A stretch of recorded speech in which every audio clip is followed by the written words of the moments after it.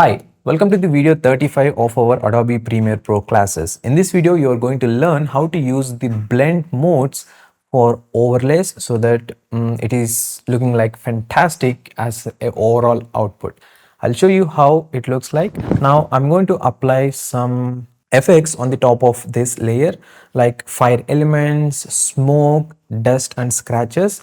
So I want to place on the top of this clip and I quickly reposition it. Perfect. Now as you can see, we need to apply some blend options for this layer. For this I'm using the blend option as screen. You don't see much difference here, but if you observe on the left side, as you can see here, these tiny dots, it's really good in the situations where you are showing a lot of b-rolls and everything. Even I can add this fire element on the top of it. I increase the scale so that it fits perfectly and change the blend mode to this screen. Now as you can see,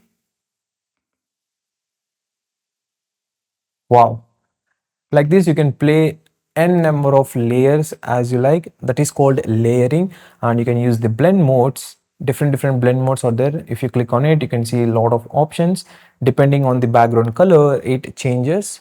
So yeah, that's pretty much about it. This is how you can use the blend modes and apply it for your video clips or images, anything you like, and you can create a very fancy and new look for your video.